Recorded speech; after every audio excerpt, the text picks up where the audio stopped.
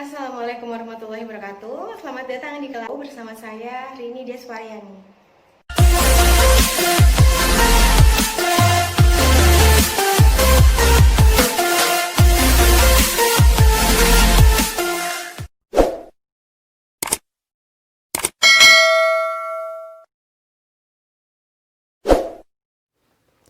Ya, Assalamualaikum warahmatullahi wabarakatuh. Berjumpa lagi dengan saya, Rini Deswariani.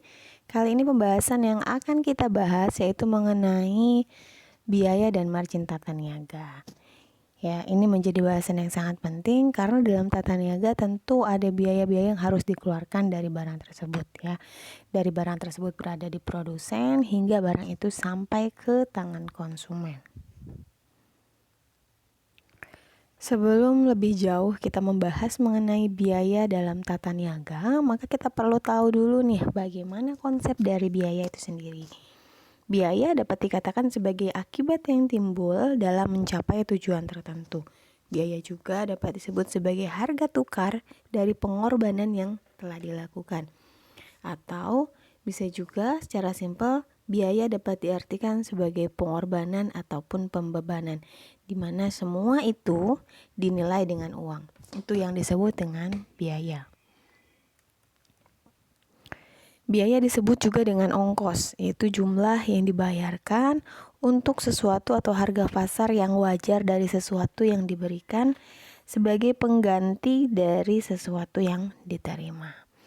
Lalu sebenarnya untuk apa sih kita susah-susah menghitung biaya, menghitung besarnya biaya, itu digunakan untuk apa?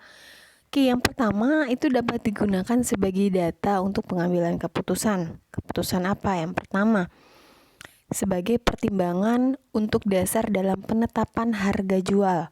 Karena kalau kita balik lagi ke teori, bahwasannya harga jual itu ditentukan dari besarnya biaya yang dikeluarkan untuk produksi barang tersebut.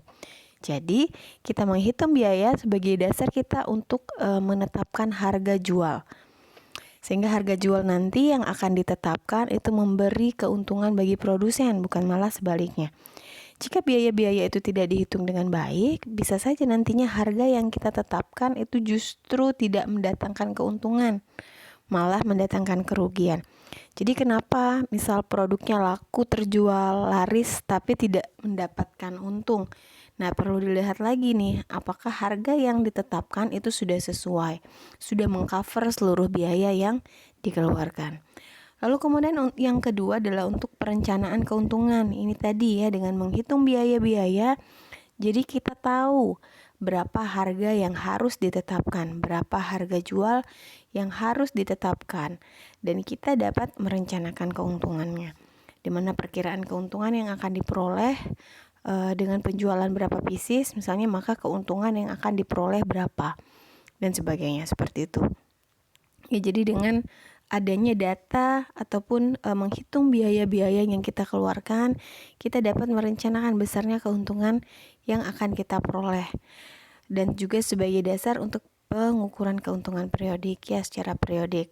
Berapa jumlah barang yang target jumlah barang yang akan dijual, sehingga nanti keuntungan yang akan diperoleh sebesar sekian, seperti itu. Nah, ini merupakan klasifikasi biaya di mana dapat dibedakan antara sifat dan hubungannya dengan produk dan perilaku dalam hubungannya dengan perubahan volume produk. Pada klasifikasi biaya, menurut sifat dan hubungannya dengan produk, biaya itu nanti dapat dibedakan menjadi biaya produksi dan biaya komersial. Di mana biaya produksi ini sendiri itu merupakan biaya operasional ya, biaya operasional di suatu perusahaan. Terdiri dari biaya langsung dan biaya tak langsung. Ini yang terkait langsung dengan kegiatan produksi suatu barang. Lalu kemudian biaya komersial, ini contohnya adalah biaya pemasaran dan biaya administrasi. Di sini kita bisa langsung dapat lihat ya pengklasifikasian biaya bahan langsung. Contohnya kayu ya untuk membuat kursi. Itu tentunya biaya masuk dalam biaya langsung. Lalu kemudian plastik bungkus jok kursi ataupun karet busa ya, ini untuk membuat kursi. Lalu kemudian biaya bahan tak langsung apa aja? oli mesin, ya itu termasuk dalam biaya tak langsung. Sumber atau sebagai sumber tenaga, ya. Lap dan sapu pembersih ruangan, ya, dalam kegiatan produksi. Ada tempat produksi, tapi tempat produksi itu kan harus selalu dalam keadaan bersih. Kita memerlukan lap, sapu pembersih, ya, air pencuci. Nah, itu masuk ke dalam biaya bahan tak langsung. Begitu pula pada suku cadang pabrik, itu masuk ke dalam biaya bahan tak langsung. Lalu kemudian biaya langsung itu juga termasuk ke dalam biaya buruh. Biaya buruh langsung, contohnya tukang kayu, tukang pelitur, itu yang langsung berhubungan dalam kegiatan produksi. Dan biaya administrasi, ya, pegawai administrasi, biaya akuntan, telepon, listrik, ataupun surat. Sedangkan biaya tak langsungnya ada apa? Ada biaya buruh tak langsung juga ada. Tadi biaya buruh langsung yaitu yang langsung terkait dengan kegiatan produksi. Sedangkan biaya buruh tak langsung itu contohnya seperti apa? Di pabrik nanti ada satpam yang menjaga. Dia tidak langsung terkait dengan kegiatan produksi, tapi dia menunjang dalam kelancaran proses produksi. Itu ada satpam, ada petugas gedung, sopir truk, dan supervisor. Ini termasuk ke dalamnya. Lalu kemudian biaya pemasaran. Biaya pemasaran contohnya untuk apa? Untuk iklan, untuk biaya untuk salesman, orang yang menjajakan ataupun menjual produk, ataupun juga untuk sewa kendaraan untuk menjual produk-produk tersebut. Ya, jadi ada biaya bahan langsung dan biaya tidak langsung, ya, terdiri dari biaya bahan langsung dan tak langsung, dan biaya buruh langsung dan tak langsung, ataupun juga biaya administrasi dan biaya pemasaran. Biaya pada tata niaga pertanian. Ini tadi, ya, bahwasannya biaya pada tata niaga pertanian itu merupakan biaya-biaya yang dikeluarkan untuk meningkatkan nilai tambah. 4 kegunaan. 4 kegunaan itu apa saja? Seperti yang sebelumnya sudah dibahas, yaitu kegunaan bentuk, tempat, waktu, dan kepemilikan. Jadi termasuk di dalamnya biaya transportasi, biaya pengemasan, biaya pajak, biaya merek dagang, biaya risiko kerusakan, dan lain-lain. Nah, seringkali komoditas pertanian yang nilainya tinggi itu diikuti dengan biaya pemasaran yang tinggi pula, ya. Peraturan pemasaran di satu daerah juga kadang-kadang berbeda satu sama lain. Begitu pula macam lembaga pemasaran dan efektivitas pemasaran yang mereka lakukan, di mana makin efektif pemasaran yang dilakukan, maka makin kecil biaya pemasaran yang dikeluarkan. Jadi besarnya biaya pemasaran berbeda satu sama lain. Itu disebabkan karena apa? Karena yang pertama adalah macam komoditas, lalu kemudian lokasi pemasaran, lalu kemudian macam lembaga pemasaran dan efektivitas pemasaran yang dilakukan. Ini merupakan contoh jenis biaya tata niaga, ya. Ada biaya pengemasan, biaya penyimpanan, transportasi, dan lain-lain.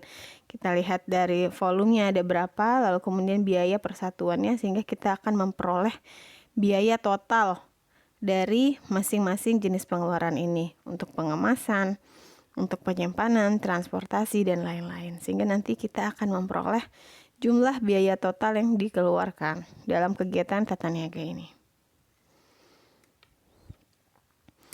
Nah, margin tata niaga itu merupakan salah satu indikator yang dapat digunakan untuk menentukan efisien atau tidaknya suatu tata niaga.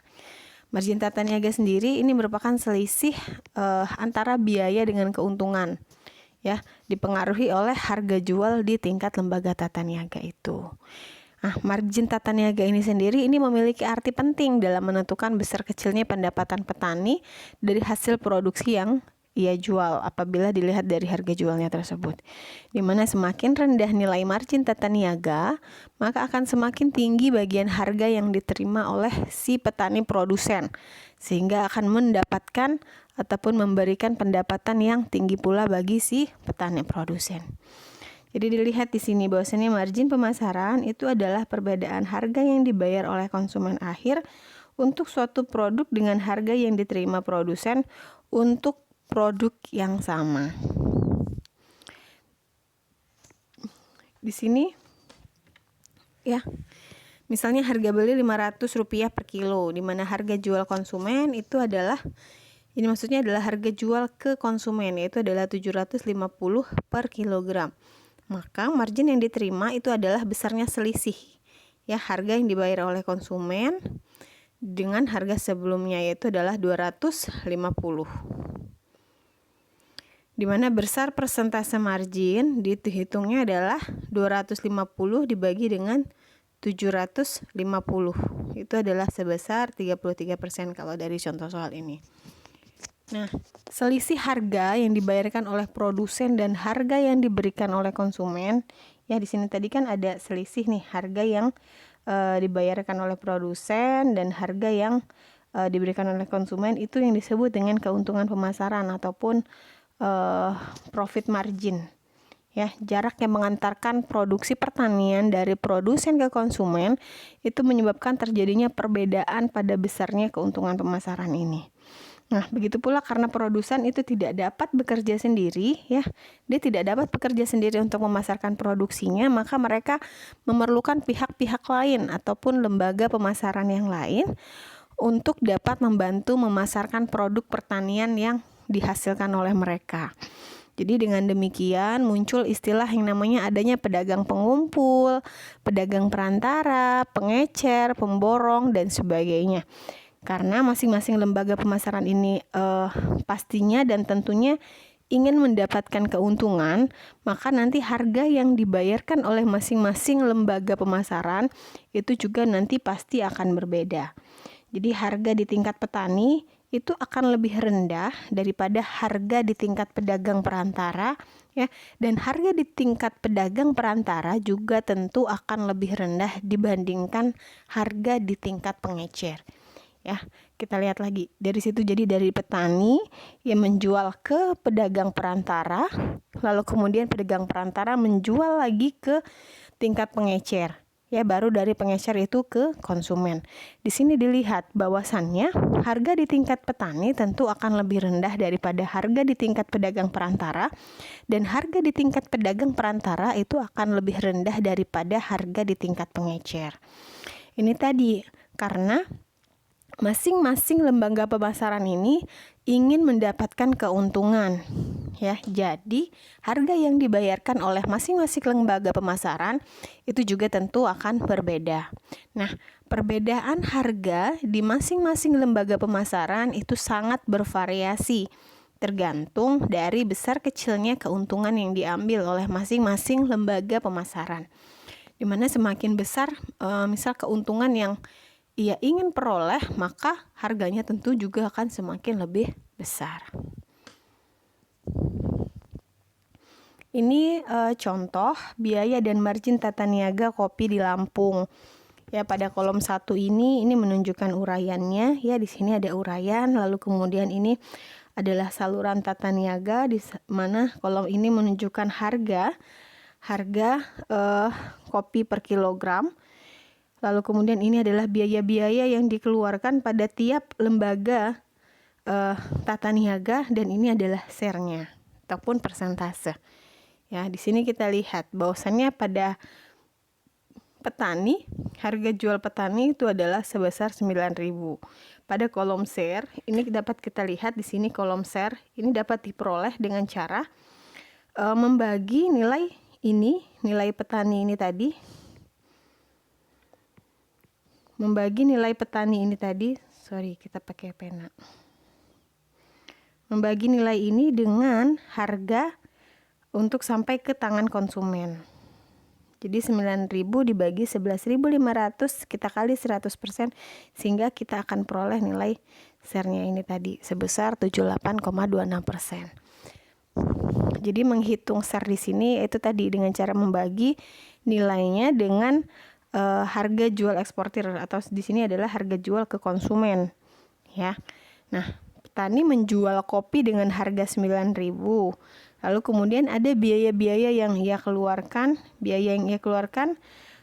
untuk pematikan, penjemuran, dan pengemasan. Ini ada 50, 65, dan 50. Lalu kita dapat mencari nilai share-nya masing-masing dengan cara yang sama tadi, dengan cara membagi nilai ini dengan nilai harga jual kepada konsumen dikalikan dengan 100%, sehingga kita akan memperoleh nilai share-nya. Lalu kemudian pada pedagang, kita dapat lihat di sini bahwasannya pedagang menjual kopi kepada pedagang besar dengan harga 9.500. Sehingga di sini kita lihat bahwasannya ada margin tata niaga sebesar 9.500 dikurangi dengan 9.000, sehingga ada nilai margin tata niaga sebesar 500. Lalu kemudian untuk mencari nilai profit margin, yaitu dengan cara mengurangi ataupun melakukan pengurangan antara nilai margin tata niaga dengan biaya-biaya yang dikeluarkan oleh si pedagang. Biaya-biaya itu sendiri terdiri dari apa? Pengemasan 50, penyusutan sebesar 125, dan bongkar muat sebesar 50.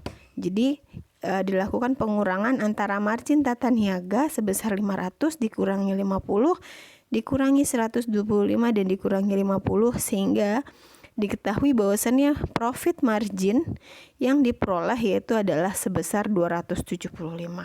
Lalu kita dapat mencari nilai share ataupun persentase dari masing-masing nilai ini dengan menggunakan cara yang sama seperti pada tingkat petani tadi, yaitu dengan cara membagi nilainya dengan harga kepada konsumen, ya, harga yang dijual kepada tingkat konsumen. Jadi kalau misalnya di sini 9.500 harga jual pedagang itu dibagi dengan 11.500, lalu kemudian dikali dengan 100%, sehingga akan kita peroleh share-nya itu adalah sebesar 82,61%. Lalu kemudian kita lihat yang ketiga, yaitu harga jual pedagang besar kepada eksportir. Di sini kita lihat harga jualnya itu adalah sebesar 10.200. Kalau kita kurangkan dengan harga belinya, berarti dia membeli kopi tadi kepada pedagang adalah sebesar 9.500, ya. Karena harga jual pedagang ini sama saja dengan harga beli dari si pedagang besar. Dimana dengan kita mengurangkan harga jual pedagang besar dengan harga belinya, itu akan kita peroleh namanya margin tata niaga. Dimana margin tata niaga yang diperoleh adalah sebesar 700, ya. Diperoleh dari 10.200 dikurangi dengan 9.500 per kilogramnya. Lalu kemudian kita dapat mencari nilai profit marginnya, yaitu dengan cara mengurangkan margin tata niaga dikurangi dengan biaya-biaya yang harus dikeluarkan, yaitu terdiri dari biaya pengemasan sebesar 50, penyusutan sebesar 50, bongkar muat 50, dan biaya transportasi sebesar 150. Jadi total biaya yang dikeluarkan yaitu adalah sebesar 300, ya. Sehingga profit margin yang diperoleh yaitu adalah margin tata niaga sebesar 700 dikurangi dengan 300, yaitu adalah 400. Sehingga 400 itulah yang merupakan profit margin. Dan nilai share itu dapat diperoleh dengan cara yang sama pada sebelumnya, ya, pada petani dan pedagang, dengan cara membagi nilainya dengan harga jual ke tingkat konsumen, atau di sini adalah harga eksportir ini tadi. Dan yang terakhir kita lihat adalah harga dieksportir. Ini eksportir ke konsumen, di mana harga yang ditetapkan itu adalah sebesar 11.500. Tentu kita lihat di sini share-nya pasti adalah 100%. Ya, karena 11.500 dibagi dengan 11.500 itu sendiri. Lalu kita lihat bagaimana profit marginnya. Profit margin diperoleh dari pengurangan margin tata niaga dikurangi dengan total biaya-biaya yang dikeluarkan oleh si eksportir. Di mana margin tata niaganya yaitu adalah sebesar 1.300 diperoleh dari pengurangan antara 11.500 dikurangi dengan 10.200, ya. Harga jualnya dikurangi dengan harga belinya dari pedagang besar yaitu sebesar 10.200, sehingga margin tata niaganya adalah sebesar 1.300 dan profit marginnya yang ia peroleh yaitu adalah 1.300 dikurangi total biaya-biaya ini, sehingga diperoleh nilai profit margin adalah sebesar 1.065. Jadi di sini dapat kita lihat, ya, profit margin dari masing-masing lembaga tata niaga, bahwasanya profit terbesar itu diperoleh oleh eksportir, ya, di mana profit margin yang ia peroleh itu adalah sebesar Rp1.065 per kilogramnya.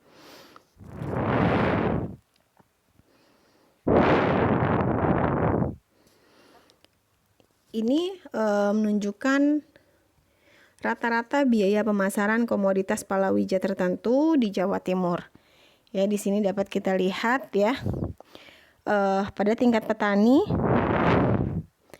rata-rata biaya pemasaran komoditas palawijanya adalah sebesar 3,7% dari harga jual, dari harga jualnya. Ini tadi ya. Lalu kemudian pada tingkat tengkulak ya, pada jagung itu 3,6% rata-rata biaya yang dikeluarkan dari persentase harga jual ini tadi, yang persentase ini tadi ya. Lalu kemudian pada tingkat pedagang pengumpul itu 3,1%, pada pedagang besar rata-rata biaya yang dikeluarkan adalah 6,7% dari harga jual, dan pada tingkat pengecer itu 1,6% dari harga jual. Begitu juga pada komoditi-komoditi lainnya. Di sini dapat kita lihat ya, rata-rata biaya pemasaran komoditas palawija tertentu di Jawa Timur. Di sini kita lihat tadi share-nya dapat kita peroleh dari pembagian antara nilainya, nilai biaya tersebut dibagi dengan nilai ataupun harga jual ke konsumen akhir di sini ya. Dalam hal ini di sini adalah harga di eksportir ini.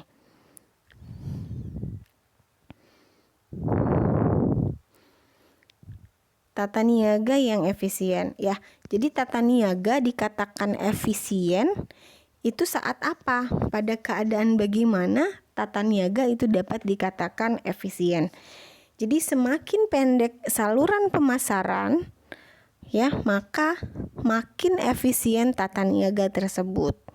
Jadi semakin pendek saluran pemasaran, maka makin efisien tata niaga tersebut. Jadi semakin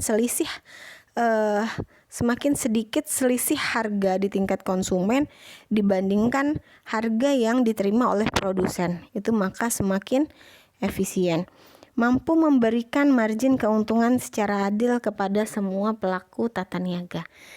Jadi ini yang dikatakan tata niaga yang efisien, di mana saluran pemasarannya itu adalah semakin pendek, maka makin efisien tata niaga tersebut. Lalu kemudian mampu memberikan margin keuntungan ya ataupun profit margin tadi yang kita tabel tadi secara adil kepada semua pelaku tata niaga. Itu dikatakan tata niaga yang efisien. Oke, mungkin itu saja pembahasan kita pada hari ini ya, mengenai biaya dan margin tata niaga. Jadi perlu lagi dipahami ya, tentu diberi perhatian yang lebih dalam cara perhitungan biaya dan margin tata niaga ini. Oke, mungkin cukup itu saja. Saya akhiri. Wassalamualaikum warahmatullahi wabarakatuh. Sampai bertemu lagi pada kesempatan yang lain.